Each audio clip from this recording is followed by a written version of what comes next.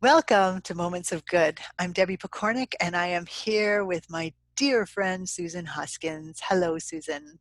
Hello, Debbie. Lovely to see you. Always a moment of good.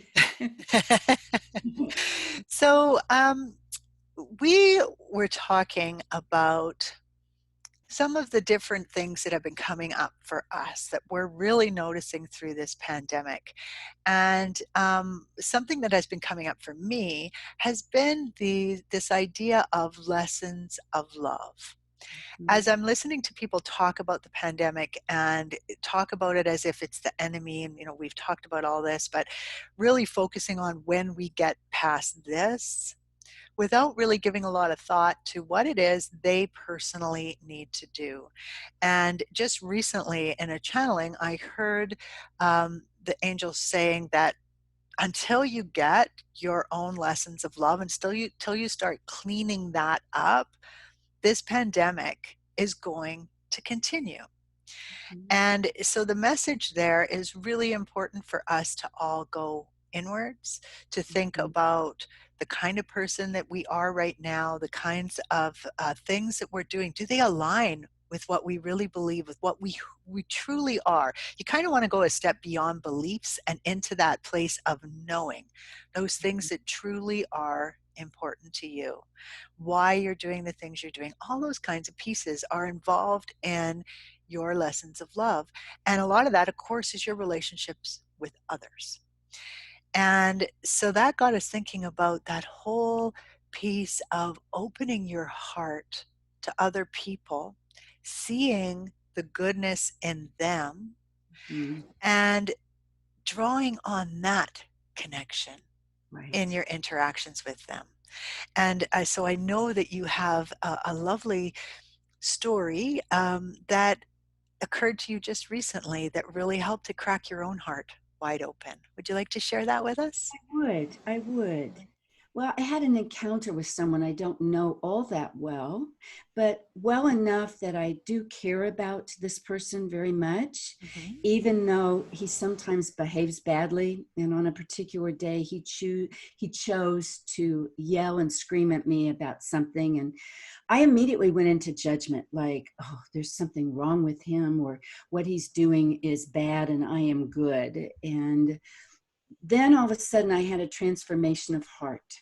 And I had encountered him again, but turned away, and not deliberately. I planned to do that, but I planned to take a different walk.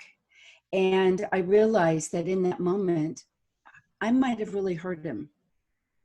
And I didn't mean to hurt him. I felt what he felt when he saw me turn away.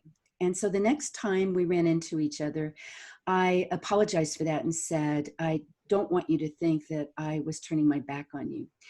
And I care about you. And I'm glad to see you. And oh my gosh, that made me feel so good. And he acknowledged that he has a connection with me, sort of as a mom figure. And that touched me because I know what that feels like. And so, in that moment of connection with him, I wasn't judging him anymore. There wasn't bad, wrong, good, bad. There was just a connection of one being, and sometimes we fall a bit short of being our best selves, as we've talked about. And I had fallen short, and I felt such power in reclaiming more of the truth of who I am the next time I saw him. So, what a gift. That is so wonderful. And I know that this person had done some things that had even, turned the rest of a group against him, sort of. And I love how you were able to move past that because it's so much easier to go. I mean, they talk about herd mentality all the time, Right, right? right. It's so much easier to just go with what everyone else is saying and then maybe to gossip behind that person's Oh, gosh, back yes. or to make them the bad person. Right. But the truth is, we all make bad decisions all the time. And when we are able to catch ourselves and stop ourselves, then Right. we change, and we do things differently. It doesn't make us bad people. It Right. means we made a mistake or we did something that we could now evolve past. Right. And so I love how you went deep inside and went, wait a minute, this does not feel aligned with who I am. This is Right. not, first of all, being in fear when he was yelling at you is Hmm. not your normal state of being, Right. right? So that was probably one of your little alarm bells, set Right. you off to say, hey, something is off here. And then I love how you just went, okay, what do I need to do to realign with who I truly am? Hmm. And what a beautiful thing came from it. So I really hope people are able to sort of follow that and recognize that forgiveness is a gift that we give ourselves first. Right. It's not even a gift you give to the other person. It's so easy, I think, for us to get caught up in that place of, um, blaming the other person and thinking, Right. no, they did it wrong. They're the one that messed up. They're the one that needs to deal with it or fix it or whatever. But true forgiveness is where you stop giving them space in your head rent free. Right. And Right. you instead start thinking about, I'm going to do this for me. Right. Right. And Yeah. it doesn't mean, forgiveness doesn't mean that you condone an action or that you turned a blind eye, because I think it's also very important that we do put boundaries around what is, how do I say it without being judgmental, acceptable in ways that, yeah, help us all thrive together without Yes. judgment, Yes. without judgment. Yeah, And I love what you just said. And in fact, in that situation, I know there was a point where the other person tried to squirm out of what they had done. I didn't do correct. that, da da da. And I love how you so clearly said, yes, you did. Yeah, you did. And, Yeah, it's not okay, but here right. we are now. How do we move forward now? Yes, And exactly.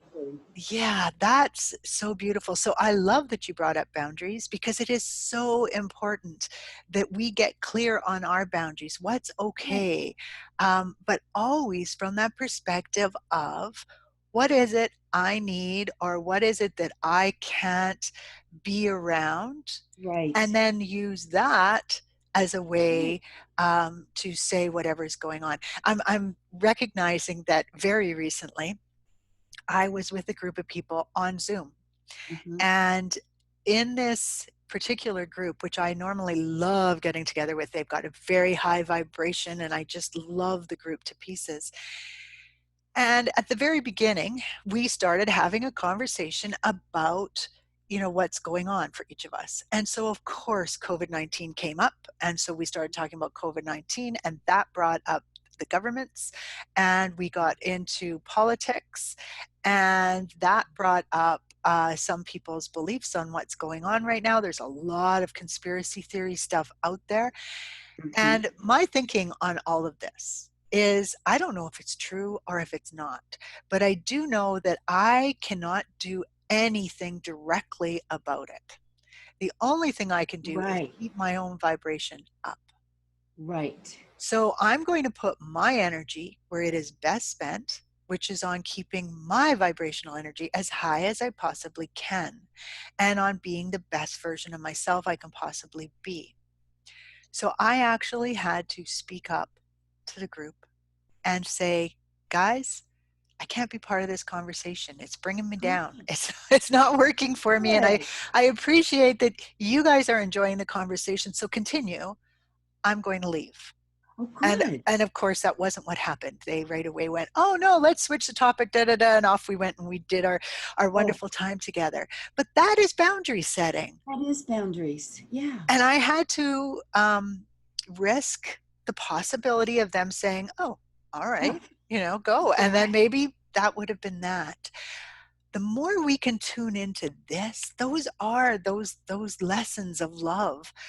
The more we can open our own hearts and the hearts of those around us, the more we're healing, the better we're feeling, the better our relationships will be. And Oh, then we can come through COVID-19 and really say, wow, I that know. changed us. I know. And part of what I am learning and what feels so good to me is that it truly does feel good when I can recognize where I could have done better and where I can acknowledge that. Oh my gosh, in being able to say that to this person and in all aspects of my life. Mhm. It feels good when I can say, oh, I didn't realize I did that. I didn't realize I hurt you. I truly am sorry. And oh my gosh, how much better I feel. And most often, the other person does as well. So I think that's a huge part, is forgiving ourselves Mhm. also when we fall short of what we think is the ideal version of ourselves. Yes, absolutely. And then because most people are actually mirrors for us, we get Mhm. this beautiful affirmation back, like you did in your situation where, suddenly this person is telling you, you're really precious to me. I think of you as Oh, somebody really special precious. and important. Yeah. And that is just a beautiful place to be. It is. Mm, nice. Nice moment. That is a nice moment of good. So we shall leave you with that to think about it and think about, who am I holding out against, Yes. forgiving, and then start by forgiving Yes. yourself. I don't know if you're familiar with Ho'oponopono, Mhm. but it's so beautiful. And I always, me with my contra, my pod bean pod thing, I like to get it mixed up. So correct me, or do you want to say what it is? Because you No, know. you go for Okay. it. It's basically just four simple little sentences. I'm sorry. Mhm. Please forgive me. Mhm. I love you. Mhm. Thank you. That's Ho'oponopono. And you say it over and over again, and it raises your vibrational energy. But the trick that I have learned is that when you say it to yourself, Well, not necessarily to that other person that you think you have to forgive, but to but you. to yourself, and you will feel your heart opening up. Say it again so we can all feel it. I'm sorry. I love you. Please forgive me. Hmm. Thank you. I think I said it different that time. Say Mhm. it. It's Okay. four simple sentences. You can look it up. Ho'oponopono. Perfect. All right. Until next time, this is Debbie and Susan, hoping that you find every possible moment of good out there for you. See you soon.